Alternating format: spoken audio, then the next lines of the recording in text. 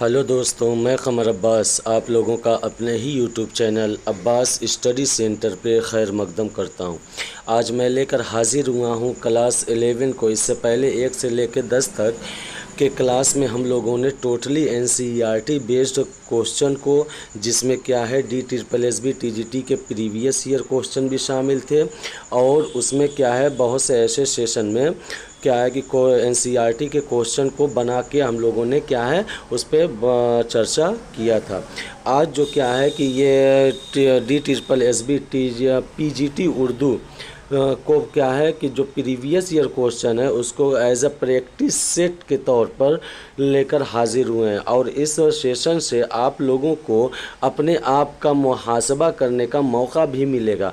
सभी लोगों को मालूम है कि क्या है कि DSSB TGT उर्दू को जो कि 27 को होना था वो अब निरस्त कर दिया गया है, लेकिन अभी उसकी डेट घोषित नहीं की गई है। लेकिन आप लोग क्या है कि उसी जद्दोजहद के साथ अपनी तैयारी कायम रखें, और क्या है समय बस जैसे जैसे समय मिलता जाएगा इंशाल्लाह वीडियो अपलोड की जाएगी। और आप लोगों को मालूम है कि जब भी वीडियो अपलोड की जा रही है तो वह सारे के सारे क्या है कि एनसीईआरटी बेस्ड क्वेश्चन होते हैं, और उसको क्या है प्रीवियस ईयर क्वेश्चन को भी आधार बनाया जाता है, और कोशिश ये की जाती है कि ऐसे क्वेश्चन को सेट किया जाए कि जो कि आप लोगों के टकराने के ज़्यादा चांसेस हो। तो आज भी एक नई वीडियो के साथ आप लोगों के सामने लेकर हाजिर हुए हैं, जिसमें क्या है कि वो टोटली क्या है DSSB PGT क्या है PGT उर्दू का प्रीवियस ईयर क्वेश्चन है। इसको लेकर आने का मकसद ये भी है कि जब मैंने इस क्वेश्चन को देखा तो क्या है वह टोटली एनसीईआरटी बेस्ड था। जो 9वीं से लेके 12वीं तक की जो एनसीईआरटी की बुक है उसमें क्या पैराग्राफ से इसमें भी क्वेश्चन उठाए गए हैं। तो इससे आप लोगों को क्या है एनसीईआरटी को प्रैक्टिस करने का भी मौका मिलेगा, और अपने आप का मुहासबा करने का भी मौका मिलेगा कि हमारी तैयारी कहाँ तक हो चुकी है। तो चलिए क्या है सेशन को चालू करते हैं, सेशन को ऑन करते हैं, और पहले क्वेश्चन की तरफ नज़र करते हैं कि पहले क्वेश्चन में क्या कहा जा रहा है। पहले क्वेश्चन में कहा जा रहा है कि आराइश महफिल किसकी दास्तान है। क्या लल्लू लाल की है, रतन नाथ सरसार की है, या हैदर बख्श हैदरी की है, या खलील अली ख़ान की है। तो अगर आराइश महफिल की बात किया जाए तो यह सिनफी हैसियत से क्या है एक दास्तान है, और इसके जो तख्लीक़कार हैं, जो दास्तान लिखने वाले हैं, वो कौन है, वह हैदर बख्श हैदरी हैं, और जिनका ताल्लुक़ क्या है फोर्ट विलियम कॉलेज से रहा है। और फोर्ट विलियम कॉलेज का क़याम किस सन में हुआ है 1800 ईस्वी में हुआ है। कहाँ पे, कलकत्ता में, और इसको बंद कर दिया गया 1854 ईस्वी में। 1854 ईस्वी में क्या है फोर्ट विलियम कॉलेज को बंद कर दिया गया। और क्या है उन्हीं के एक प्रोफेसर की हैसियत से कह लो, या उन्हीं फोर्ट विलियम कॉलेज से ताल्लुक़ रखने वालों में से हैदर बख्श हैदरी भी एक हैं। तो यहाँ पे हमारा ऑप्शन नंबर 3 यानी सी सही हो जाएगा। ठीक, अगले क्वेश्चन की तरफ बढ़ते हैं कि जिसमें कहा जा रहा है कि किस्सा दर किस्सा की तकनीक किस सिन्फ का वस्फ़ ख़ास है। यानी बात की जा रही है किस्सा दर किस्सा का मतलब एक किस्सा बयान किया जा रहा है, और उसी किस्से में से 2 शिक निकल गई, और इसी किस्से में से तीसरी शिक निकल गई, इसी किस्से में से चौथी शिक निकल गई। यानी किस्सा दर किस्से में किस्सा, इस तकनीक का इस्तेमाल किस सिन्फ में इस्तेमाल किया जाता है। क्या नावल में इस्तेमाल किया जाता है, या रिपोर्टाज में इस्तेमाल किया जाता है, या अफसाना में इस्तेमाल किया जाता है, या दास्तान में इस्तेमाल किया जाता है। तो क्या है कि किस्सा दर किस्सा की तकनीक का जो इस्तेमाल किया जाता है वो क्या है दास्तान में इस्तेमाल किया जाता है। यहाँ पे चौथा ऑप्शन यानी ऑप्शन नंबर डी सही हो जाएगा। और ये क्या है कि दास्तान की खसूसियात में से एक खसूसियत भी यह है कि ये क्या है किस्सा दर किस्सा इसकी एक वस्फ़ ख़ास है। तो यहाँ पे ऑप्शन नंबर डी यानी दास्तान सही हो जाएगा। अगले क्वेश्चन की तरफ बढ़ते हैं कि जिसमें कहा जा रहा है कि आरियाई ज़बान का पहला मुस्तनद नक्श किस किताब में मिलता है। आरियाई ज़बान का पहला मुस्तनद नक्श यानी कहने का मतलब यह है कि आरियाई ज़बान का पहला मुस्तनद वो किताब कौन सी है कि जहाँ पे आरियाई ज़बान के होने का सबूत मिलता है। तो क्या वो ऋग्वेद है, पंचतंत्र है, या जातक कथा है, या ओस्था है। तो क्या है कि आर्याई ज़बान का अगर पहला मुस्तनद नक्श देखा जाए तो वह कहाँ पे मिलता है? ऋग्वेद में मिलता है। कहाँ पे मिलता है? ऋग्वेद में मिलता है। तो यहाँ पे ऑप्शन नंबर 1 यानी ऋग्वेद सही हो जाएगा। अगले क्वेश्चन की तरफ आगे बढ़ते हैं कि जिसमें कहा जा रहा है कि गज़ल का आखिरी शेर जिसमें शायर अपना तखल्लुस रखता है उसे क्या कहा जाता है? अब देखिए यहाँ पे किसकी बात की जा रही है? तखल्लुस की। तखल्लुस किसको कहते हैं? कि जब शायर अपना शेरी नाम इस्तेमाल करे। शेरी नाम यानी कह लो कि शेर में अलग इस्तेमाल करता है और उसका ओरिजिनल नाम अलग रहता है, तो वो शेरी नाम जो शायर अपना इस्तेमाल करता है तो उसी को हम तखल्लुस कहते हैं। जैसे कि क्या है कि इकबाल देख लो, ये क्या उनका शेरी नाम है। गालिब देख लो, इनका भी शेरी नाम है। हाली ये भी शेरी नाम है। जैसे आज़ाद ये भी शेरी नाम है। तो ये सारे के सारे क्या एज अ तखल्लुस इस्तेमाल करते हैं। जैसे कि नज़ीर, ये क्या उनका असल नाम है? वली मोहम्मद नज़ीर, वली मोहम्मद नज़ीर। तो ये क्या है कि उनका शेरी नाम है, लेकिन इनका असल नाम वली मोहम्मद जो है, वली मोहम्मद, लेकिन ये क्या तखल्लुस इस्तेमाल करते क्या? नज़ीर, नज़ीर। ठीक, तो लेकिन ये तखल्लुस ही क्या है? जो शेरी नाम होता है। तो यहाँ पे पूछा जा रहा है कि गज़ल का आखिरी शेर जिसमें शायर अपना तखल्लुस इस्तेमाल करता है उसे क्या कहा जाता है? क्या रदीफ़ कहा जाता है, काफ़िया कहा जाता है, मतला कहा जाता है, या मक्ता कहा जाता है? तो गज़ल के उस शेर को, आखिरी शेर को जिसमें शायर अपना तखल्लुस इस्तेमाल करता है उसको क्या कहा जाता है? मक्ता कहा जाता है। क्या कहा जाता है? मक्ता कहा जाता है। अब देखिए ध्यान देने वाली बात यहाँ पे ये है कि यहाँ पे गज़ल का इस्तेमाल हुआ है। किसका? गज़ल का। तो गज़ल में ये ज़रूरी है कि लास्ट में मक्ता होता है कि जिसमें शायर अपना तखल्लुस इस्तेमाल करता है। लेकिन अगर कसीदे की बात किया जाए, कसीदा की बात किया जाए, तो कसीदे में शायरों को इतनी छूट मिलती है कि वह कसीदे में किसी भी शेर में अपना तखल्लुस इस्तेमाल कर सकता है। चाहे पहले भी शेर में कर सकता है, बीच के वाले शेर में भी कर सकता है, आखिर में भी कर सकता है। तो कसीदे में इसकी कोई कैद नहीं है, लेकिन गज़ल में इसकी कैद होती है कि वह आखिर में ही अपना तखल्लुस, अपना शेरी नाम इस्तेमाल करता है। और रदीफ़ की बात किया जाए, काफ़िए की बात किया जाए, मतला की बात किया जाए, तो रदीफ़ क्या है कि सबसे आखिरी वाला लफ्ज़ उसको हम रदीफ़ कहते हैं, जो कि बदलता नहीं है। और काफ़िया क्या है कि उस रदीफ़ से पहले आने वाले लफ्ज़ों को हम काफ़िया कहते हैं। और मतला क्या है? गज़ल के पहले शेर को हम मतला कहते हैं, जिसके दोनों मिसरे हम काफ़िया और हम रदीफ़ हुआ करते हैं। ठीक, अगले क्वेश्चन की तरफ आगे बढ़ते हैं कि जिसमें कहा जा रहा है कि शुमाली मगरिबी हिंदुस्तान की ज़बान क्या थी? शुमाली मगरिबी हिंदुस्तान की ज़बान क्या थी? क्या पाली थी, पराचिया थी, संस्कृत थी, या ओडिशा थी? तो क्या है कि अगर शुमाली मगरिबी हिंदुस्तान की बात किया जाए तो उसके जो ज़बान थी, उस वक्त की जो ज़बान थी वो ओडिशा थी। क्या थी? ओडिशा थी। तो यहाँ पे ऑप्शन नंबर डी यानी ओडिशा सही हो जाएगा। अगले क्वेश्चन की तरफ आगे बढ़ते हैं कि जिसमें कहा जा रहा है कि मगरिब में आर्याई तहज़ीब का अहम मरकज़ था। मगरिब में आर्याई तहज़ीब का अहम मरकज़ कौन था? क्या कालीबंगा था, लोथल था, कंधार था, या बराहमा था? तो क्या है, मगरिब में आर्याई तहज़ीब का अगर अहम मरकज़ की बात किया जाए तो वह कंधार था। क्या था? कंधार था। तो यहाँ पे ऑप्शन नंबर सी यानी कंधार सही हो जाएगा। अगले क्वेश्चन की तरफ आगे बढ़ते हैं कि जिसमें कहा जा रहा है कि मीर तकी मीर ने दिल्ली से हिजरत करके किस शहर में सुकूनत इख्तियार की थी? अब देखिए मीर तकी मीर की बात किया जाए तो क्या है कि मीर तकी मीर सब कोई जानता है कि लखनऊ हिजरत करके गए थे। किस सन में? 1781 में। और किसके दावत पे? आसिफुद्दौला की दावत पे। कहाँ गए थे? लखनऊ गए थे। और लखनऊ में जाकर ही वो वहाँ पे सुकूनत इख्तियार कर ली थी। और क्या है, वो अपने आखिरी वक्त तक क्या है लखनऊ में रहे। और लखनऊ में इनका इंतकाल क्या है 1810 ईस्वी में हुआ था। 1810 ईस्वी में हुआ था। तो वह हिजरत करके सुकूनत इख्तियार कहाँ कर ली थी? लखनऊ में। ठीक, अगले क्वेश्चन की तरफ आगे बढ़ते हैं कि जिसमें कहा जा रहा है कि रानी केतकी की कहानी का सन तसनीफ़ क्या है? रानी केतकी किसकी तसनीफ़ है? इंशाउल्लाह खां इंशा की है, जिसको क्या है कि शुद्ध हिंदी में लिखने के दावा भी किया गया है। और ये क्या है कि इसकी सन तसनीफ़ क्या है? तो वह सन तसनीफ़ क्या है? 1803 है। अब यहाँ पे 1803 की बात किया जाए तो बागो बहार मीर अमन देहलवी की शाहकार तसनीफ़ भी क्या है? उसकी सन तसनीफ़ क्या है? 1803 है। 1803 है, जो कि क्या कहाँ पे लिखी गई थी? फोर्ट विलियम कॉलेज की सबसे मशहूर दास्तान मानी जाती है। किसकी? मीर अमन देहलवी की, जो कि जिसकी इसकी भी सन तसनीफ़ कितनी है? 1803 ईस्वी। रानी केतकी की सन तसनीफ़ कितनी है? 1803 ईस्वी। ठीक, अगले क्वेश्चन की तरफ आगे बढ़ते हैं कि जिसमें कहा जा रहा है कि गज़ल कसीदे के किस हिस्से से माखूज़ है। गज़ल कसीदे के किस हिस्से से माखूज़ है? अब देखा जाए तो उर्दू में जो गज़ल आई है, उर्दू में जो गज़ल का इर्तिक़ा हुआ है वो कहाँ से हुआ है? फ़ारसी से हुआ है। किससे हुआ है? फ़ारसी से। और फ़ारसी में कहाँ पे आई है? वो अरब से आई है। तो गज़ल के जो मोजिद कहे जाते हैं वो अरबी कहे जाते हैं। अरब से आई है फ़ारसी में, फ़ारसी से आई है उर्दू में। लेकिन जो गज़ल कसीदे से ये इर्तिक़ा पाई है, गज़ल कसीदे से इर्तिक़ा पाई है लेकिन ये कसीदे के किस हिस्से से इर्तिक़ा पाई है?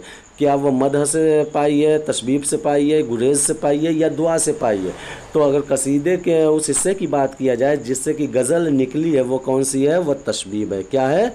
तशबीब से गज़ल निकली है। तो यहाँ पे ऑप्शन नंबर बी यानी तशबीब सही हो जाएगा। ठीक, और यह क्या? अज्ज़ाए तरकीबी सारे के सारे क्या है? क्या है? गुरेज है, तशबीब है, मद है, दुअज़्ज़म है, दुआ है, हुस्न तलब है, ये सब सारे के सारे क्या? कसीदे के अज्ज़ाए तरकीबी में है। ठीक, अगले क्वेश्चन की तरफ आते हैं कि मीर तकी मीर का सन वफ़ात क्या है? अभी बात की गई थी कि क्या है कि इनका लखनऊ में इंतकाल हुआ है। कहाँ पे इंतकाल हुआ है? लखनऊ में। किस सन में हुआ है? वो 1810 ईस्वी में हुआ है। किस सन में हुआ है? 1810 ईस्वी में। कहाँ पे? लखनऊ में हुआ है। तो यहाँ पे ऑप्शन नंबर सी यानी 1810 सही हो जाएगा। अगले क्वेश्चन की तरफ बात किया जाए कि जिसमें कहा जा रहा है कि मोहम्मद बख्श महजूर की दास्तान का नाम क्या है? क्या नवरत्न है, अनवार सहेली है, सत्यवचन है, दास्तान अमीर हमज़ा है? तो मोहम्मद बख्श महजूर की जो दास्तान का नाम है उसका नाम है क्या? नवरत्न है। क्या है? नवरत्न या नवरत्न। ठीक, नवरत्न। ठीक, तो यहाँ पे ऑप्शन नंबर ए सही हो जाएगा। अगले क्वेश्चन की तरफ बात करते हैं जिसमें कहा जा रहा है कि प्राकृत के सबसे कदीम नमूने कहाँ मिलते हैं? प्राकृत के अगर सबसे कदीम नमूनों की बात किया जाए कि प्राकृत कहाँ से मिले जाते हैं, तो क्या वो अशोक की लाठों से मिलते हैं, पंचतंत्र से मिलते हैं, या उपनिषद से में मिलते हैं, या ऋग्वेद में मिलते हैं? तो प्राकृत की जो सबसे कदीम नमूने मिलते हैं वह अशोक की लाठों में मिलते हैं। कहाँ पे मिलते हैं? अशोक की लाठों पर मिलते हैं। तो यहाँ पे ऑप्शन नंबर ए यानी अशोक के लाठों सही हो जाएगा। अगले क्वेश्चन की तरफ आगे बढ़ते हैं कि गज़ल का बुनियादी माखज़ कौन सी ज़बान है? गज़ल का बुनियादी माखज़ कौन सा ज़बान है? क्या फ़ारसी है, उर्दू है, तुर्की है या अरबी है? तो गज़ल के बाद के लुग़वी माने बात किया जाए जिसमें औरतों से बात करने के हैं, या महबूब या महबूबा या ख़ूबसूरती की बात करने के हैं। आज तो गज़ल का मैदान इतना वसी हो गया है कि सिर्फ आशिक़ और माशूक़ की बात ना होकर इसमें सारे के सारे मज़ामीन सिमट कर आ जाते हैं। तो गज़ल का अब मैदान बहुत ही वसी हो गया है। तो आज के इस दौर में उसके लुग़वी माने तो होते हैं कि औरतों की बात करना या औरतों से बात करना या आशिक़ और माशूक़ की बात करना, लेकिन अगर उसके अंदर की बात किया जाए तो उसमें देखा जाएगा तो आपको क्या है कि प्रोफेशन से भी मिलते हैं, आशिक़ माशूक़ के भी मिलते हैं, खुदा से भी मुताल्लिक़ मिलते हैं और फिर परिवार से भी मुताल्लिक़ मिलते हैं। सारे के सारे मज़ामीन क्या गज़ल में आपको देखने को मिलते हैं। लेकिन इसका बुनियादी जो माखज़ है वो क्या है? वह अरबी है। क्या है? वह अरबी। यहाँ पे ऑप्शन नंबर डी यानी अरबी सही हो जाएगा। अगले क्वेश्चन की तरफ आगे बढ़ते हैं कि जिसमें कहा जा रहा है कि कुतुब शाही दौर का सबसे बड़ा शायर व नस्र निगार कौन है? कुतुब शाही दौर का। अब देखिए यहाँ पे कुली कुतुब शाह जो कि क्या है? खुद साहिब दीवान शायर हैं, लेकिन उनके दौर का कुतुब शाही दौर का सबसे बड़ा शायर और नस्र निगार कौन है? क्या इब्न नशाती है, नुसरती है, मुल्ला वजही है या हसन शौक़ी है? तो ये क्या है कि अगर कुतुब शाही दौर की बात किया जाए तो उसमें क्या है? मुल्ला वजही सबसे बड़ा शायर भी है और सबसे बड़ा नस्र निगार है। जैसे कि कुतुब मुश्तरी क्या ये नसरी किताब है, सबरस क्या है? ये कुतुब मुश्तरी क्या है? ये शेरी है। और सबरस क्या है जिसका सन तशरीफ़ क्या है? 1835 1700 या 1835 है। किसकी? सबरस की। 1635 किसने है? 1635 है। किसकी? मुल्ला वजही के ज़रिए जो लिखी गई सबरस है उसकी सन तशरीफ़ कितनी है? 1635 है। और ये क्या है कि कुतुब शाही दौर का सबसे बड़ा शायर भी माना जाता है और नस्र निगार भी सबसे बड़ा माना जाता है। ये टोटली क्या है, एनसीईआरटी बेस्ड क्वेश्चन है। इसी मकसद के तहत मैंने इस सवालनामे को हल करने की कोशिश की है। ठीक है, अगले क्वेश्चन की तरफ आगे जब बढ़ते हैं कि जिसमें कहा जा रहा है कि लिसानियाती जायज़ा हिंद किसकी तसनीफ़ है? क्या गुरेरसन की है, या सुनीति कुमार चटर्जी की है, ज्ञानचंद जैन की है, या विलियम स्मिथ की है? तो लिसानियाती जायज़ा हिंद की तसनीफ़ की बात किया जाए तो ये क्या है, ये गुरेरसन की है। किसकी है? गुरेरसन की। यहाँ पे ऑप्शन नंबर ए सही हो जाएगा। ठीक, अगले क्वेश्चन की तरफ आगे बढ़ते हैं कि जिसमें कहा जा रहा है कि सबरस किसकी तसनीफ़ है? अभी बात हुई थी क्या है, क्या ये अता हुसैन ख़ान तहसीन की है, गवासी की है, मीर अमन की है, मुल्ला वजही की है? तो क्या ये मुल्ला वजही की तसनीफ़ है। और इसका सन तसनीफ़ क्या है? 1635 है, 1635। ठीक, अगले क्वेश्चन की तरफ आगे बढ़ते हैं जिसमें कहा जा रहा है कि रदीफ़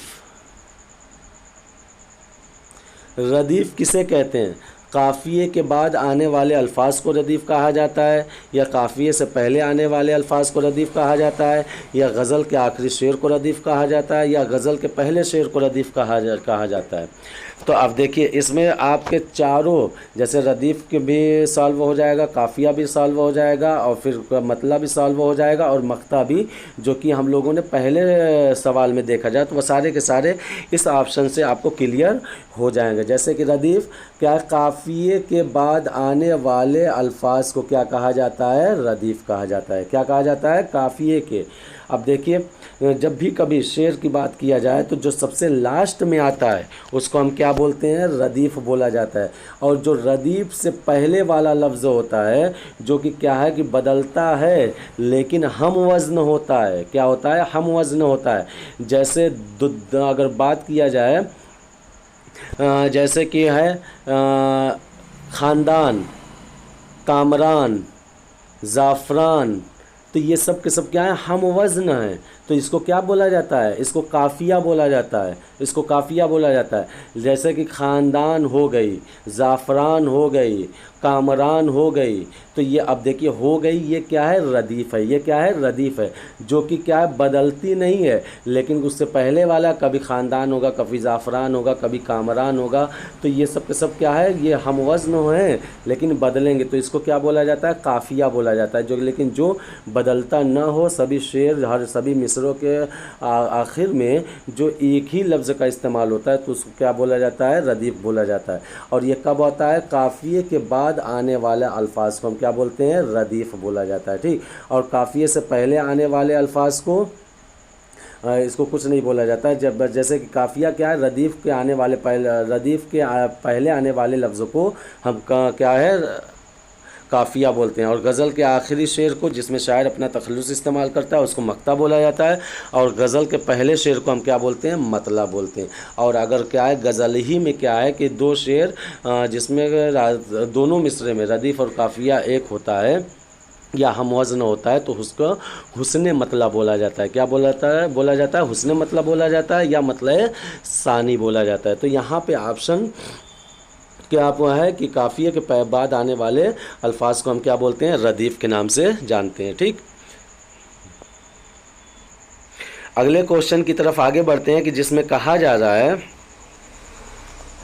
कि उर्दू की पहली दास्तान कौन सी है? उर्दू की पहली दास्तान कौन सी है? क्या तिलिस्मे ख़याल है, सबरस है, गुलसनोबर है, या बाग़ बहार है? तो अगर उर्दू की पहली दास्तान के बारे में बात किया जाए तो वो क्या है? सबरस है। क्या है? सबरस। यहाँ पे ऑप्शन नंबर बी सही हो जाएगा।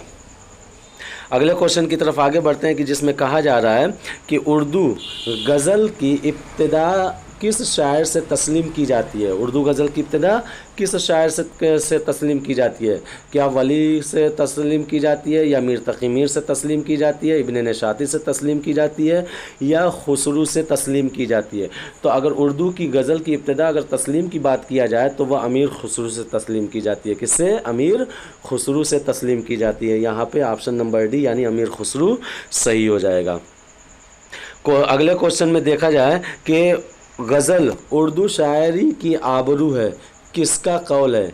क्या मोहम्मद हसन का है, नसीरुद्दीन हाशमी का है, रशीद हसन खान का है या रशीद अहमद सिद्दीकी का है। तो अगर गज़ल उर्दू शायरी की आबरू है, ये कौल किसका है? रशीद अहमद सिद्दीकी का है। किसका कौल है? रशीद अहमद सिद्दीकी का। या तो यहाँ पे ऑप्शन नंबर 4 यानी रशीद अहमद सिद्दीकी सही हो जाएगा। क्वेश्चन नंबर, अगले क्वेश्चन की तरफ बढ़ते हैं कि जिसमें कहा जा रहा है कि शेर है और पूछ रहा है कि ये शेर किसका है कि तेरे फिराक में जैसे ख्याल मुफलिस का, तेरे फिराक में जैसे ख्याल मुफलिस का, गई है फ़िक्र परेशान कहाँ कहाँ मेरी। तेरे फिराक में जैसे ख्याल मुफलिस का, गई है फ़िक्र परेशान कहाँ कहाँ मेरी। शेर किसका है? क्या ये शेर मीर दर्द का है, अल्लामा इकबाल का है, मीर तक़ी मीर का है या मिर्ज़ा गालिब का है? तो ये शेर कि तेरे फिराक में जैसे ख्याल मुफलिस का, गई है फ़िक्र परेशान कहाँ कहाँ मेरी, तो ये शेर मीर तक़ी मीर का है। किसका है शेर? मीर तक़ी मीर का शेर है। तो यहाँ पे ऑप्शन नंबर सी यानी मीर तक़ी मीर सही हो जाएगा। अगले क्वेश्चन की तरफ आगे बढ़ते हैं कि जिसमें कहा जा रहा है कि नकातुश्शोरा क्या है। नकातुश्शोरा क्या है? क्या ये सिंफी हैसियत पूछ रहा है नकातुश्शोरा की। तो ये क्या है कि रिपोर्टाज है, तस्करा है, खाका है या दास्तान है। तो रिपोर्ट, अगर नकातुश्शोरा की बात किया जाए जो कि क्या है मीर तक़ी मीर का लिखी हुई तख्लीकार है, ये एक क्या है बहैसियत तज़किरा है। क्या है ये? सिंफी हैसियत से क्या है एक तज़किरा है। और क्या मीर तक़ी मीर की खुद नविश्त सभी लोग जानते हैं ज़िक्र मीर, और ये तज़किरा क्या है नकातुश्शोरा। ठीक, ये मीर तक़ी मीर का ही है। ठीक, अगले क्वेश्चन की तरफ आगे बढ़ते हैं कि जिसमें कहा जा रहा है कि मुंतखबुल हिकायात किसकी तसनीफ़ है? क्या नज़ीर अहमद की तसनीफ़ है, अशरफ अली थानवी की तसनीफ़ है या अली मियाँ नदवी की तसनीफ़ है या इमाम अहमद रज़ा की तसनीफ़ है? तो मुंतखबुल हिकायात की बात अगर किया जाए तो ये तसनीफ़ है किसकी? नज़ीर अहमद की है। किसकी है? नज़ीर अहमद की तसनीफ़ है। कौन सी? मुंतखबुल हिकायात। तो यहाँ पे ऑप्शन नंबर ए सही हो जाएगा।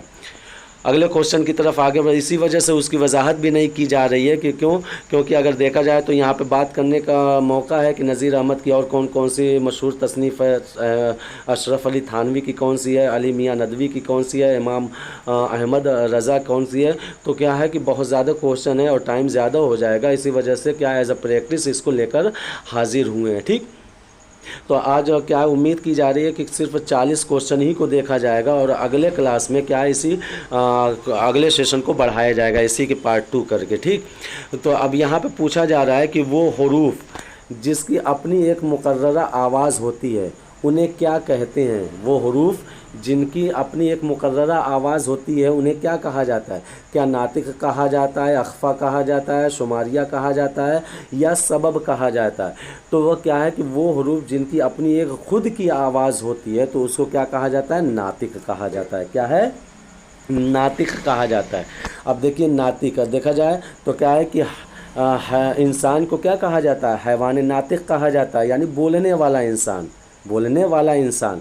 तो क्या है कि हैवान, इंसान को भी हैवान कहा जाता है, लेकिन कौन सा हैवान? हैवान नातिक। और यहाँ पे पूछ रहा है कि वो हरूफ जिनकी अपनी एक मुकर्ररा आवाज़ होती है तो उनको क्या कहा जाता है? उसको क्या कहा जाता है?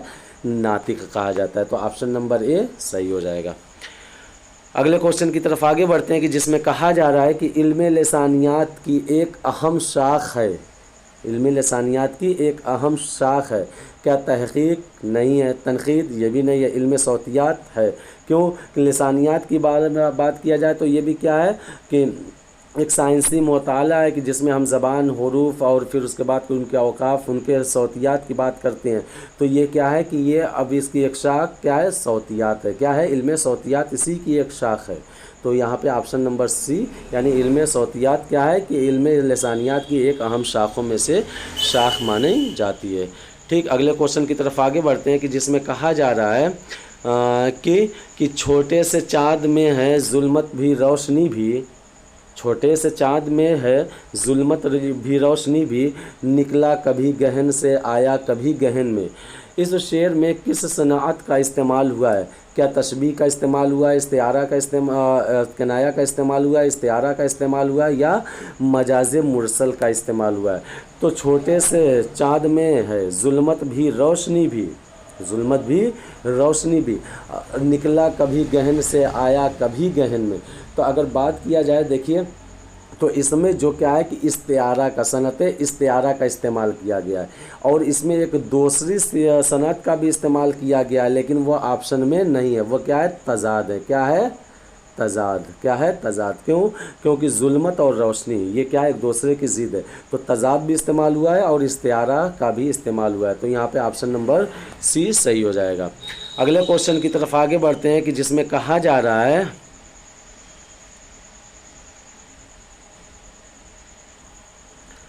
करखिंदारी उर्दू किस खित्ते में बोली जाती है? करखिंदारी उर्दू किस खित्ते में बोली जाती है? क्या कलकत्ता में बोली जाती थी, या शाहजहानाबाद में बोली जाती है, या पूना में, या पंजाब में? तो करखिंदारी उर्दू की अगर बात किया जाए तो वह क्या है कि शाहजहानाबाद खित्ते में बोली जाती है। तो यहाँ पे ऑप्शन नंबर बी यानी शाहजहानाबाद सही हो जाएगा। अगले क्वेश्चन की तरफ आगे बढ़ते हैं कि जिसमें कहा जा रहा है कि रुकन को अज्जा में तकसीम करने को क्या कहते हैं? रुकन को, ये अगर रुकन को, कोई भी रुकन है तो उसको अज्जा में अगर तकसीम कर दिया जाए तो उसको क्या बोलते हैं? तो उसको क्या बोला जाता है?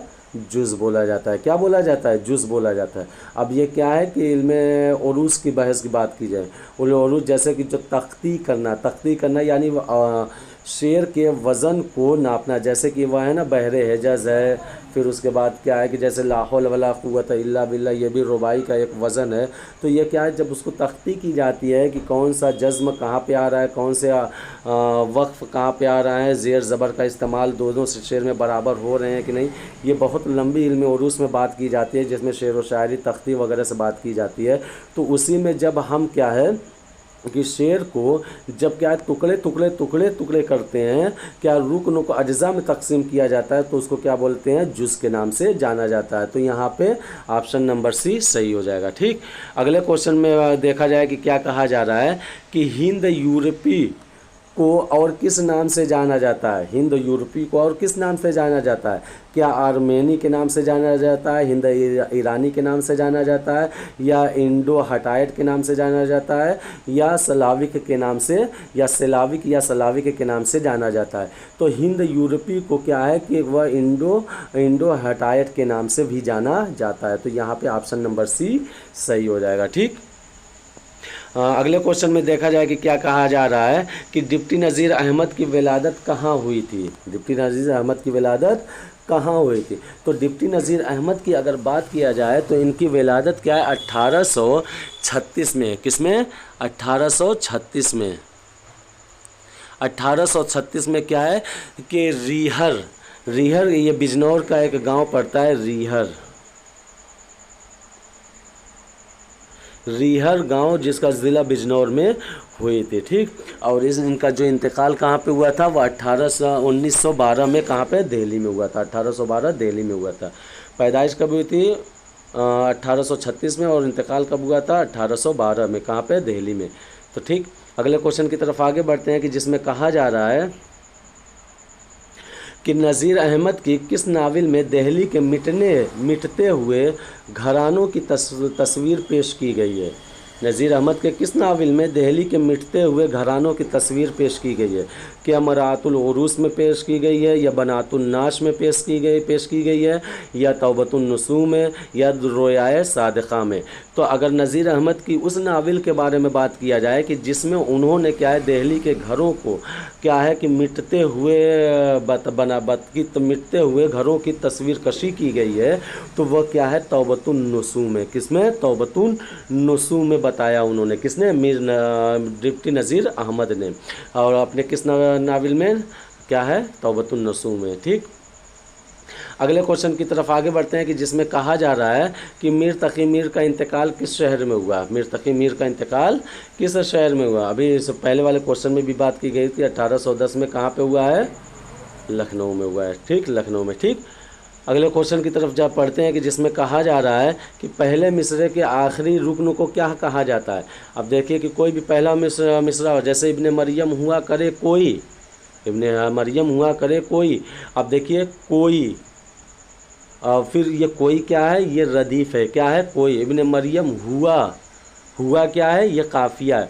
अब इसी के शेर में क्या है? जैसे कि हुआ है, दवा है, मज़ा है, जुआ है, और फिर क्या है, खुदा है, जुदा है। तो ये सब के सब क्या है, काफ़िए हैं। क्या है, काफ़िए। लेकिन हुआ करे कोई, तो क्या है, मेरे दर्द की दवा करे कोई।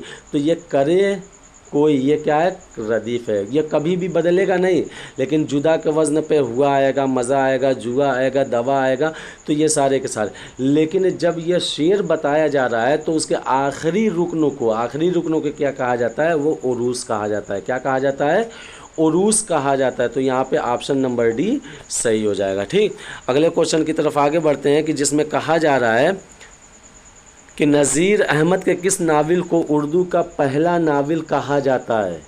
क्या तौबतुन नसूह को पहला नावल कहा जाता है, फसाना मुब्तला को पहला नावल कहा जाता है, या मरातुल उरूस को पहला नावल कहा जाता है, या अयामा को नज़ीर अहमद का पहला नावल कहा जाता है। तो नज़ीर अहमद के पहले नावल की बात किया जाए तो वो क्या है, मरातुल उरूस है। क्या है, मरातुल उरूस को पहले नावल होने का रुतबा हासिल है। किसको, मरातुल उरूस। ये किसकी लिखी हुई है, नज़ीर अहमद की। ठीक, तो यहाँ पे मरातुल उरूस यानी ऑप्शन नंबर सी सही हो जाएगा। अगले क्वेश्चन की तरफ आगे बढ़ते हैं कि जिसमें कहा जा रहा है कि नज़ीर अहमद के नावल तौबतुन नसूह का सने अशाअत क्या है। यानी इसमें पूछा जा रहा है कि तौबतुन नसूह जो कि नज़ीर अहमद की नावल है वो किस सन में शाया हुई।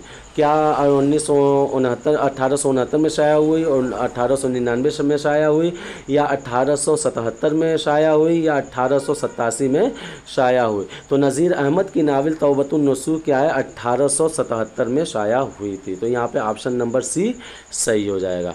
अगले क्वेश्चन की तरफ आगे बढ़ते हैं कि जिसमें कहा जा रहा है कि नज़ीर अहमद के नावलों का मौजू क्या है। देखिए ये तो बार बार पूछा जाता रहता है, हर एक मुकालबाती एग्ज़ाम में आपको देखने को ये मिलेंगे।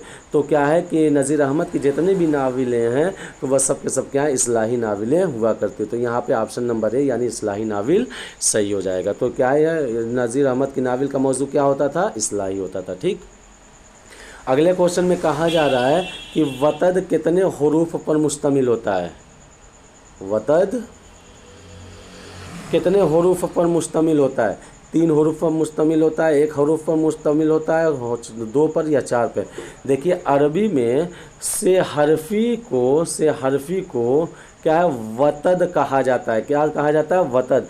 यानी ऐसे हर्फ जिसमें 3 हर्फ हो, जैसे कि मत, जैसे चमन, जैसे कि क्या है, मतन, जैसे कि मतन। तो ये क्या वतदी हरूफ है। क्या है, वतदी, इसको वतद कहा जाता है। तो यहाँ पे पूछा जा रहा है कि वतद कितने हुरूफ पर मुश्तमिल होता है। तो वह कितने हुरूफ पर मुश्तमिल होता है, 3 हुरूफ पर। यानी वतद 3 हरफी लफ्ज़ को हम क्या कहते हैं, वतद के नाम से जानते हैं। तो यहाँ पे ऑप्शन नंबर ए यानी 3 सही हो जाएगा। क्वेश्चन नंबर 18 और ये 38वां क्वेश्चन होगा आप लोगों के लिए। तो देखा जाए कि इसमें क्या कहा जा रहा है कि लिसानियात किस ज़बान का लफ्ज़ है। लिसानियात किस ज़बान का लफ्ज़ है, क्या तुर्की का है, यूनानी का है, फ़ारसी का है, या अरबी का है। तो लिसानियात जो है वह अरबी ज़बान का लफ्ज़ है, अरबी ज़बान का लफ्ज़ है। तो यहाँ पे ऑप्शन नंबर डी सही हो जाएगा। अगले क्वेश्चन की तरफ बढ़ा जाए कि जिसमें कहा जा रहा है कि ज़िक्र मीर किसकी किताब है। क्या मीर सोस की है, गोपी चंद नारंग की है, मीर अनीस की है, मीर तकी मीर की है। तो ज़िक्र मीर ये क्या है, ये खुद नविश्त है, और ये किसकी है, मीर तकी मीर की है। किसकी है, मीर तकी मीर की है। तो यहाँ पे ऑप्शन नंबर डी सही हो जाएगा। ठीक, क्वेश्चन नंबर 20 और आखिरी क्वेश्चन की तरफ, जो कि क्या है, टोटल आप लोगों के 40 क्वेश्चन हो गए, 20-20 का 2 सेट हो गया। इस अगले क्लास में इंशाल्लाह कल की क्लास में हम लोग क्या है कि अगले 20-20 के 2 सेट में हम लोग इंशाल्लाह 40 क्वेश्चन पे बात करेंगे। तो ये आखिरी क्वेश्चन में देख लिया जाएगा कि क्या कहा जा रहा है कि इल्म उरूस का मूजिद कौन है। क्या खलील बिन अहमद हैं, अमीर खुसरू हैं, या खलील जिब्रान है, या साक़ी फ़ारूक़ी है। तो अगर इल्म उरूस की बात किया जाए तो इसके मूजिद के तौर पे क्या है, खलील इब्न अहमद को जाना जाता है। तो क्या है, खलील इब्न अहमद क्या है, इल्म उरूस के मूजिद के तौर पे जाने जाते हैं। तो यहाँ पे ऑप्शन नंबर ए सही हो जाएगा। तो मुझे उम्मीद है कि आज आप लोगों का सेशन बहुत ही पसंद आया होगा।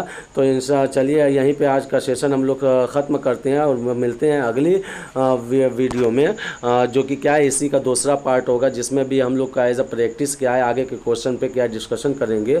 तो मुझे उम्मीद है कि आज का सेशन आप लोगों को बहुत ही पसंद आया होगा। तो क्या है कि वीडियो को लाइक करें, सब्सक्राइब करें और अपने दोस्तों को भी शेयर करें, और क्या है कि उनको भी एडवाइस दें कि क्या है सब्सक्राइब करने की। और मिलते हैं अगली वीडियो में। और इसकी पीडीएफ जब दोनों पार्ट हो जाएगा तो अब्बास स्टडी सेंटर पे, Abbas study centre Telegram channel पे सेंड कर दिया जाएगा। और क्या है कि ये अफवाह है कि क्या है कि टेलीग्राम चैनल बंद होने वाला है। तो देखिए जैसा भी होता है अल्लाह बेहतर जाने, जैसा भी होगा तो उसकी सूचना क्या है वीडियो के माध्यम से आप लोगों को व्हाट्सएप पे की भी दी जाएगी और टेलीग्राम की भी दी जाएगी। तो अभी तो टेलीग्राम चल रहा है तो उसकी सूचना आपको टेलीग्राम पे दी जा रही है। तो इसकी पीडीएफ क्या है कि सेशन ख़त्म होने के बाद जब दोनों पार्ट हो जाएंगे तो क्या है कि टेलीग्राम पे इसकी पीडीएफ सेंड कर दिया जाएगा। तो क्या है कि अपने दोस्तों को भी शेयर करवाएं, और जहां तक उम्मीद हो कि लाइक करें, सब्सक्राइब करें। इंशाल्लाह मिलते हैं अगली वीडियो में। जब तक कि आप लोग क्या है कि लग के तैयारी करें, इंशाल्लाह कामयाबी आपके पैर चूमेगी। मिलते हैं अगली वीडियो में, जब तक कि आप लोग अपना ख्याल रखें। खुदा हाफिज़।